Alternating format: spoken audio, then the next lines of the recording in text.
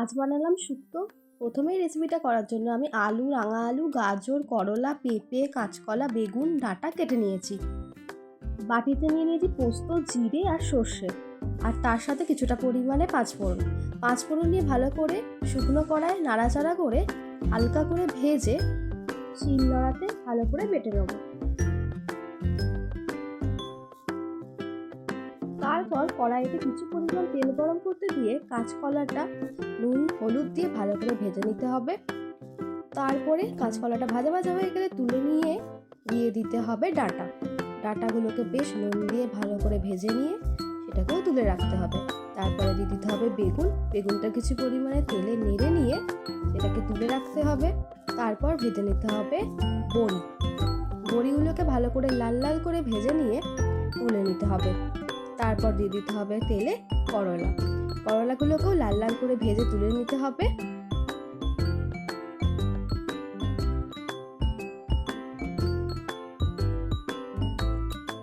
এবার ওই তেলেই দিয়ে দেবো আগে থেকে কেটে রাখা আলু, পেঁপে, গাজর আর রাঙা আলু।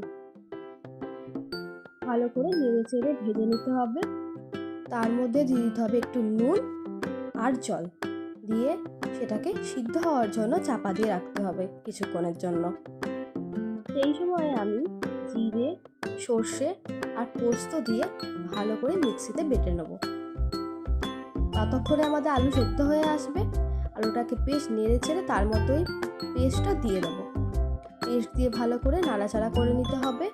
তারপরে ওর মধ্যে দিয়ে দিতে হবে 1 বাটি জল। আপনি আপনার পরিমাণ মতো জল দেবেন। ভালো করে নেড়ে চেড়ে আমরা দিয়ে দেবো আগে থেকে ভেজে রাখা সব সবজিগুলো। বেশ একটু নেড়ে চেড়ে চাপা দিয়ে দেবো। সেই সময় আমি আরেকটা কড়াইতে সরষের তেল, শুকনো লঙ্কা, তেজপাতা আর পাঁচফোড়ন দিয়ে ভালো করে নেড়ে চেড়ে সেটা শুক্তোর সাথে মিশিয়ে দেবো এবং শুক্তোর মধ্যে একটু চিনি দিয়ে দেবো একটু মিষ্টতা ভাব আনার জন্য। তারপরে সেটাকে চাপা দিয়ে দেবো ফোটার জন্য। কিছুক্ষণ পরে চাপা খুলে তার মধ্যে 1 বাটি দুধ আর একটু পরিমাণে ঘি মিশিয়ে দিতে হবে। তাহলে দেখবেন টেস্টটা আরও বেড়ে গেছে শুক্তোর। ব্যাস, শুক্তো আমাদের প্রায় রেডি হয়েই এসছে। এরপর শুক্তোটা কড়াই থেকে ঢেলে নিয়ে তার মধ্যে ভাজা গুঁড়ো মশলাটা দিয়ে দিতে হবে।